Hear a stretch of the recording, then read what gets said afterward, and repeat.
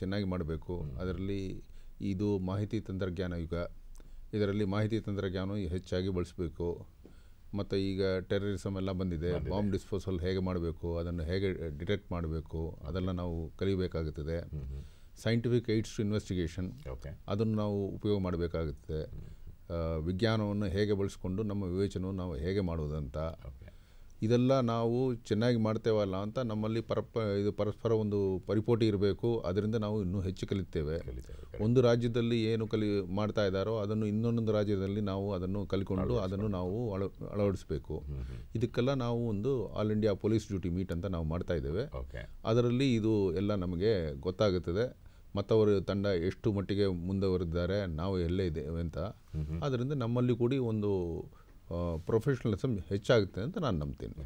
Sir, ಈಗ police duty ಮೀಟ್ನಲ್ಲಿ ಅಂದರೆ ತಾವು ಹೇಳೋದು ಈಗ ಕರ್ನಾಟಕ ಇರ್ಬೋದು, ತಮಿಳುನಾಡು ಇರ್ಬೋದು, ಕೇರಳ ಇರ್ಬೋದು, ಅಥವಾ ಉತ್ತರದಲ್ಲಿರ್ತಕ್ಕಂಥ ಉತ್ತರ ಪ್ರದೇಶ ರಾಜ್ಯ ಇರ್ಬೋದು. ಅಂದರೆ ತಾವು ಹೇಳೋದು ಕರ್ನಾಟಕದಲ್ಲಿ ಪೊಲೀಸ್ ಯಾವ ರೀತಿ ಕಾರ್ಯವನ್ನು ನಿರ್ವಹಿಸುತ್ತೆ ಹಾಗೂ ಉತ್ತರ ಪ್ರದೇಶದಲ್ಲಿ ಯಾವ ರೀತಿ ಪೊಲೀಸರು ಕಾರ್ಯವನ್ನು ನಿರ್ವಹಿಸ್ತಾರೆ, ಅದರಲ್ಲಿ ವ್ಯತ್ಯಾಸ ಇರುತ್ತೆ ಅಂತ ತಾವು ಹೇಳ್ತೀರಾ, ಅಥವಾ ಒಬ್ರಿಗೊಬ್ಬರು ಪೈಪೋಟಿ ಅಂತಲೂ ತಾವು ಹೇಳಿದ್ರಿ. ಅಂದರೆ ಎರಡು ರಾಜ್ಯಗಳಲ್ಲಿ ಒಂದೇ ರೀತಿಯಾಗಿ ಪೊಲೀಸ್ ಕೆಲಸ ಮಾಡುತ್ತಾ ಹೇಗೆ? ಪೊಲೀಸ್ ವಿಧಾನವಂತೂ ಒಂದು ಇದೆ, ಅದೇ ಪ್ರಕಾರ ಎಲ್ಲ ತಂಡಗಳು, ಎಲ್ಲ ಪೊಲೀಸ್ ಪಡೆಗಳು ಕೆಲಸ ಮಾಡ್ತವೆ. ಆದರೆ ಕೆಲವೊಂದು ಕಡೆ ಅವರು ಬುದ್ಧಿ ವಿವೇಕವನ್ನು ಉಪಯೋಗ ಮಾಡಿಕೊಂಡು ಅವ್ರದ್ದೇ ಆದಂಥ ಒಂದು ರೀತಿಯಲ್ಲಿ ಒಂದು ಕೆಲಸ ಮಾಡ್ತಾರೆ. ಅದರಿಂದ ಅವರಿಗೆ ಈಗ ಒಂದು ಘಟನಾ ಸ್ಥಳದಲ್ಲಿ ನಾವು ಹೋದರೆ ಅಲ್ಲಿ ಅಭಿಯುಕ್ತರಾದ ಇದು ಫಿಂಗರ್ ಪ್ರಿಂಟ್ ಬಿಟ್ಟು ಹೋಗಿದಾರಲ್ವ ಅಂತ ನಾವು ಕಂಡುಹಿಡಬೇಕು. ಕಂಡುಹಿಡಿದು ಅದನ್ನು ನಾವು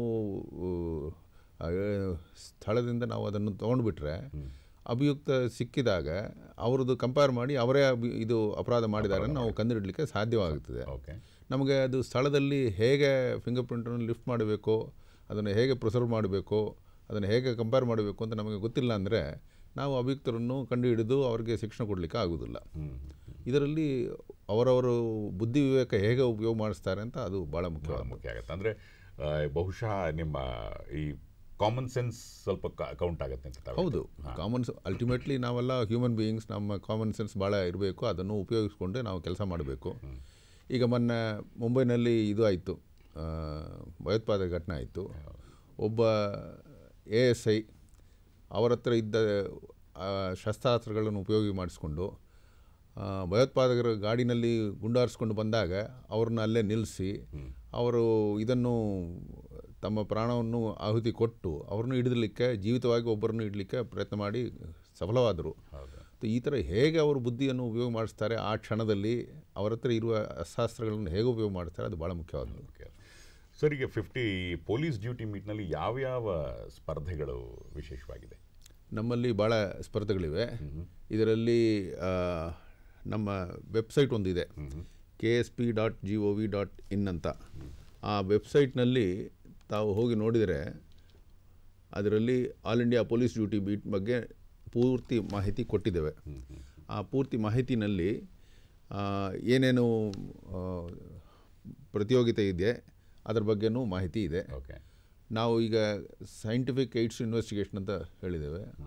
ಸೊ ಕ್ರೈಮ್ ಸೀನ್ನಲ್ಲಿ ಹೇಗೆ ಇದೆ ಎವಿಡೆನ್ಸನ್ನು ಕಲೆಕ್ಟ್ ಮಾಡೋದು, ಅದರ ಬಗ್ಗೆ ಒಂದು ನಮ್ಮ ಹತ್ರ ಮೀಟ್ ಇದೆ. ಆ ಕಾಂಪಿಟೇಷನ್ನಲ್ಲಿ ಆ್ಯಂಟಿ ಸಬಟಾಜ್ ಚೆಕ್, ಈಗ ಭಯೋತ್ಪಾದಕ ಘಟನೆ ಬಂದಿದೆ, ಅದು ಹೇಗೆ ನಾವು ಬಾಂಬನ್ನು ಪತ್ತೆ ಹಚ್ಚಿ ಅದನ್ನು ನಿಷ್ಕ್ರಿಯ ಮಾಡುವುದು ಅಂತ, ಅದರ ಬಗ್ಗೆ ಒಂದು ಪ್ರತಿಯೋಗಿತೆ ಇದೆ. ಮತ್ತು